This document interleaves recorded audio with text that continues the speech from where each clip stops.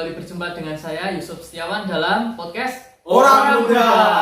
Nah, di kesempatan yang baik ini teman-teman, saya sudah bersama dengan Mas Awan dan juga narasumber yang hebat kita, namanya Mas Bahtiar. Mantap. Mantap jawab. Ya. Harus mantap. Ganteng banget ya teman-teman ya ini Asik. teman saya dan narasumber kita. Wah. Oke teman-teman, di kesempatan pagi hari yang baik ini kita akan ngobrol bersama mengenai kasih ya Mas Tiar ya? Iya, betul. Iya. Kasih. Mas Tiar mau bicara soal apa Mas Tiar? Hari ini saya akan berbicara mengenai bagaimana kasih itu bisa diwartakan juga dalam kehidupan kita sebagai orang muda tentunya. Widih, Bos, keren mantap. banget sih. Iya. Ini tema yang sangat relate untuk apa buat orang muda ya Mas ya? iya dong, Iya, mantap. soal kasih. Oke, gimana teman-teman pasti udah pada penasaran kan ya? Oke, kalau udah penasaran, mari kita langsung ngobrol bareng aja. Oke Mas Tiar, mungkin dari Mas Lawan? Oh, aku Bisa mau tanya. tanya nih. Menurut Mas Tiar nih, kasih itu apa sih? Menurutku ya mengenai kasih ya Hmm. tentunya itu bisa luas ya kalau kasih itu. Nah, kasih itu bisa diberikan kepada siapa saja.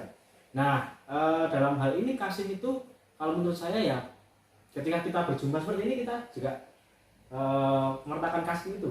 Bagaimana kita saling menyapa, saling senyum kepada orang lain. Nah, terutama kita sebagai orang muda tentunya banyak ya kita mengikuti komunitas-komunitas. Nah, itu sebagai orang muda dalam kegerejaan, dalam kemasyarakatan. Nah, dari situ kasih itu kita bisa wujudkan dalam kehidupan kita sehari-hari lewat pergulatan hidup kita. Nah, itu kasih itu ya semacam hal yang sederhana kita temui dalam hidup sehari-hari. Gitu ya. Itu kalau kasih Pak. Kalau misalnya saling mengasihi gimana Kak itu Kak? Oh ya, kalau saling mengasihi tentu ini satu hal yang bagus sekali. Saling mengasihi artinya kita ketika dalam hidup kita kita berjumpa dengan teman kita sebagai orang muda juga sebagai mahasiswa juga di sini mungkin ada.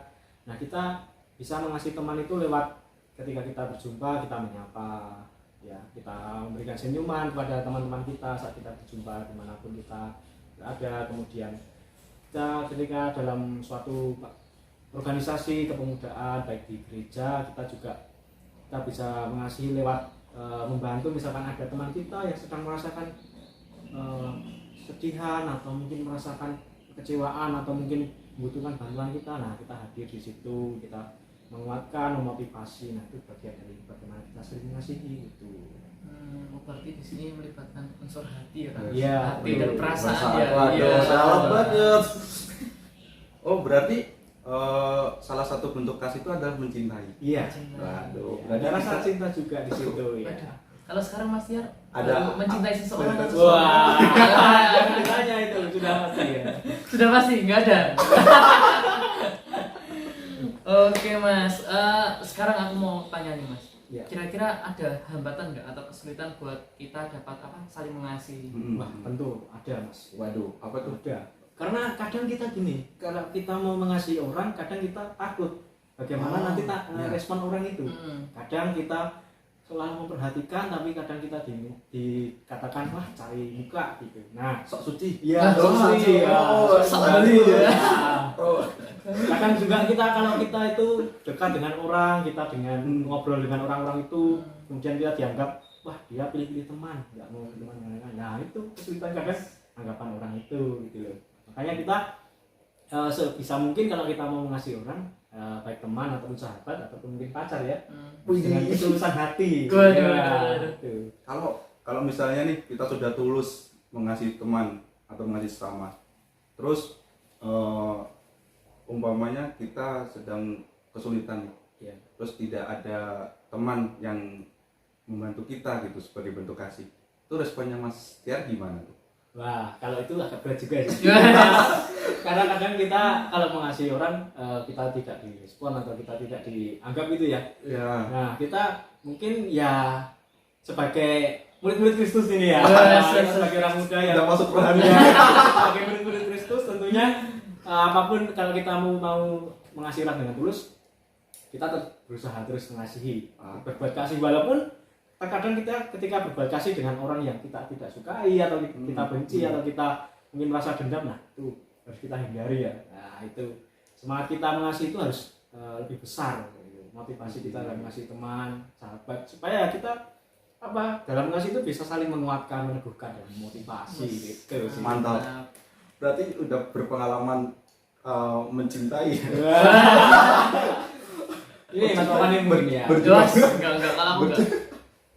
Kalau Mas Tiar, buat saling mengasihi itu kadang mut-mutan gitu nggak sih Mas? Iya, ya itu sering kali saya temukan ya teman-teman. Jadi dalam hal pertemanan, persahabatan, kadang kita juga kadang kalau mau mengasihi teman atau bagaimana kita mewujudkan kasih itu, kadang kita juga merasa wah kondisinya baru seperti ini, kadang baru ada masalah banyak, kemudian kita mau teman tapi susah juga karena kita sedang merasakan masalah. Ini ada praktek sana praktek sini gitu ya.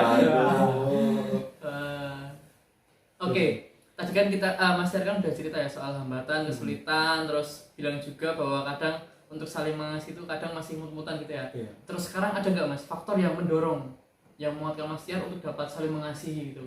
Iya. Ada figur yang menginspirasi nggak? Ya tentu ya, kita tidak pernah figur siapa kalau dengan Yesus Kristus ya kita tahu bahwa dalam Injil ya, bacaan Injil dalam Yohanes 15 ayat 9 sampai 17 di situ bagaimana Yesus memberikan perintah supaya kita saling mengasihi satu sama lain.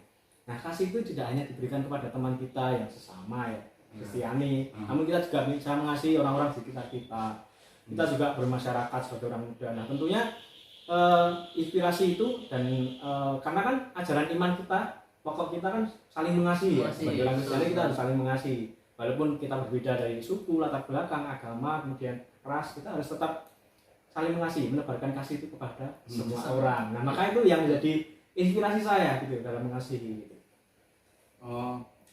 Kira-kira nih dalam mengasihi, dalam pengalamannya Mas Tiar itu apakah ada pengalaman unik nih dalam mengasihi dalam hidupnya Mas Tiar?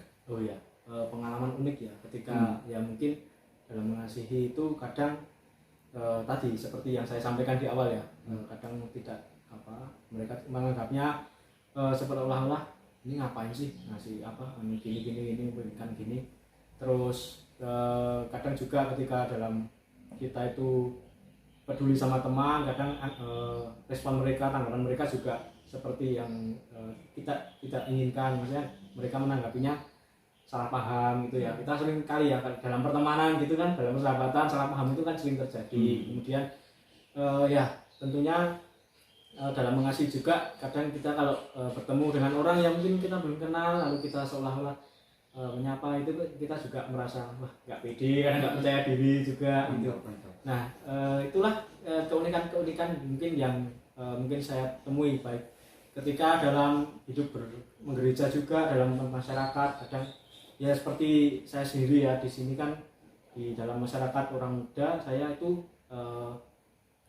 percaya sebagai ketua di situ. Nah, saya dengan latar belakang saya sebagai orang Kristiani, saya mencoba untuk menerapkan kasih itu, iman kasih itu kepada semua orang gitu. Dengan cara apa ya? Dengan cara kepedulian saya terhadap anggota-anggota saya, kemudian juga bagaimana saya juga membangun keterlibatan dalam komunitas saya baik dalam kehidupan dalam gereja ataupun juga dalam masyarakat seperti itu.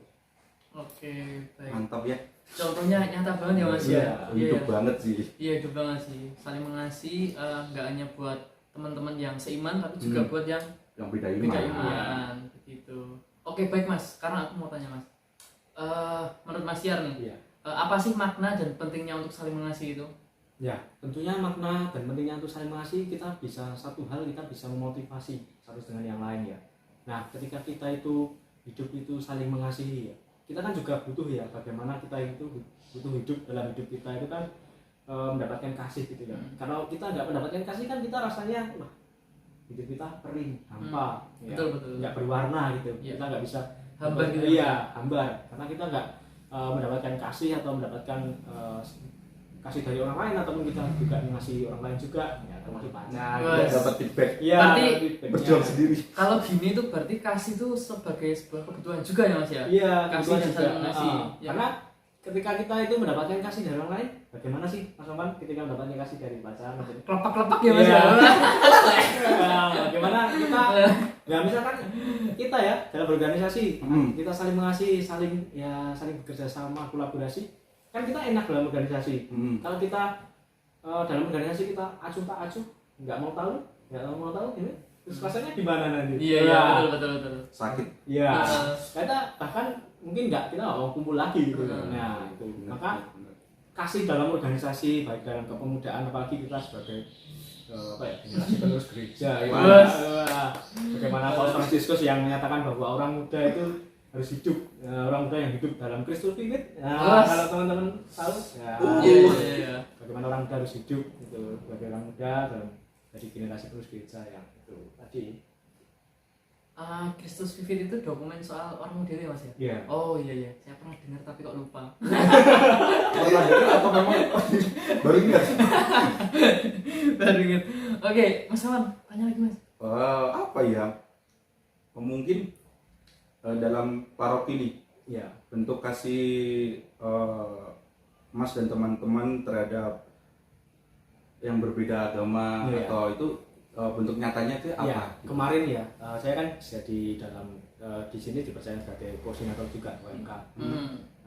Memang saya kemarin sempat bersama-sama dengan teman-teman itu waktu mengadakan baksos bakti sosial.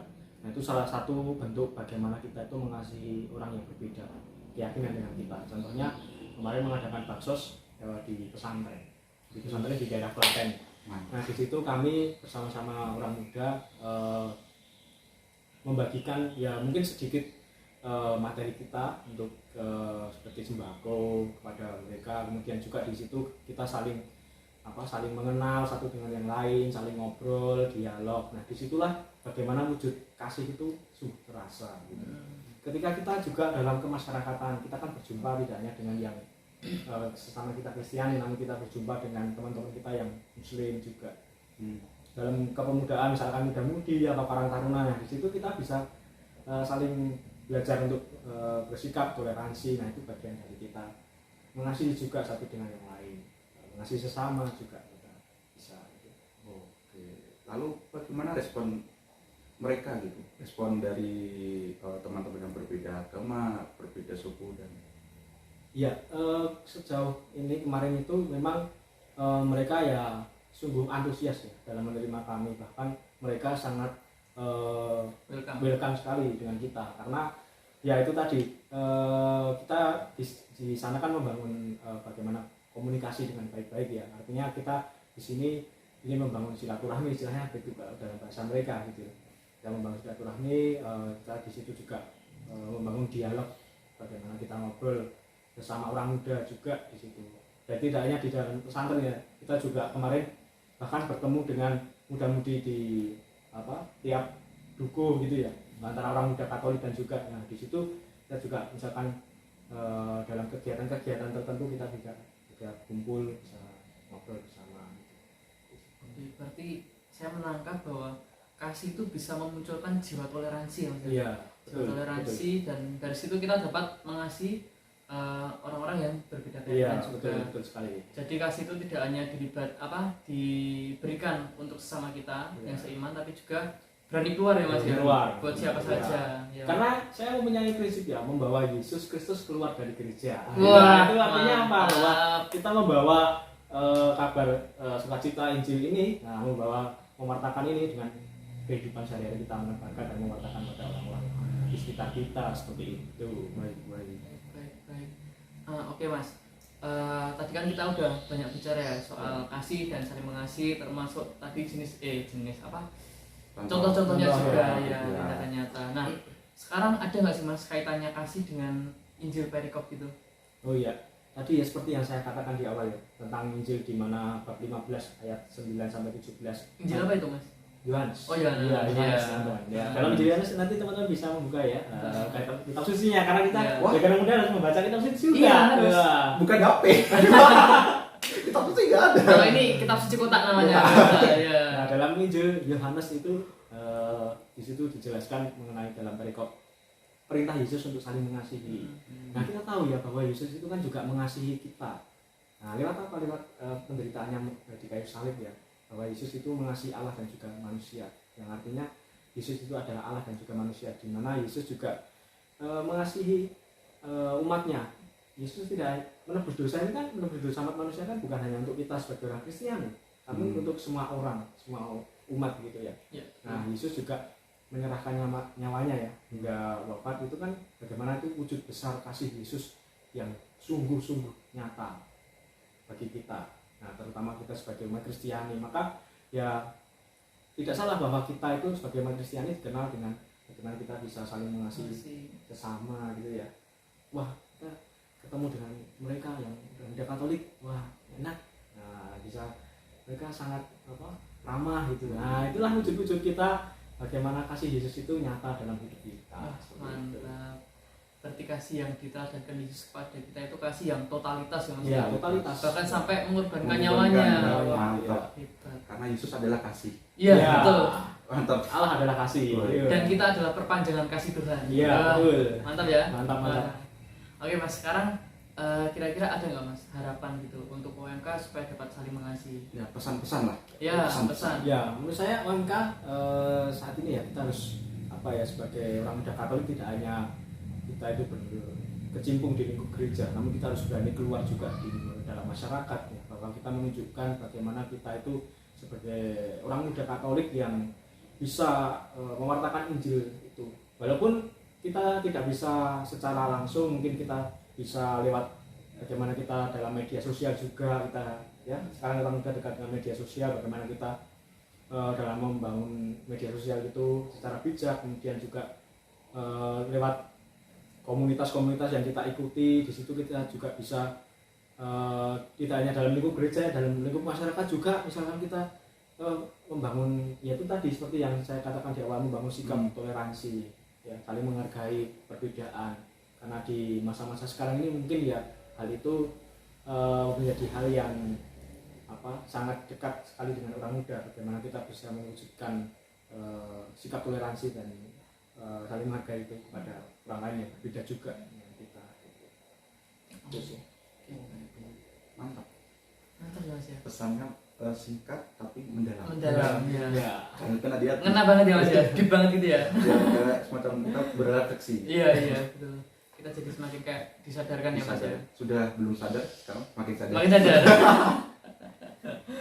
Oke Mas, sekarang ada nggak sih Mas niat atau ajakan buat mengajak OMK supaya dapat saling mengasihi itu Mas? Ya, ya saya tentunya sebagai di sini sebagai orang muda juga ya, kita sebagai orang muda mengajak teman-teman semuanya sebagai orang muda Katolik harus bisa menerapkan bagaimana dalam hidup kita itu kasih. Walaupun memang terkadang kasih itu susah juga untuk kita terapkan, karena kan kita merasakan dalam kehidupan pergulatan hidup itu kan tidak mudah. Nah, namun bagaimana kita selalu mengusahakan untuk bisa sebagai orang muda itu memancarkan kasih Yesus pada orang lain seperti itu.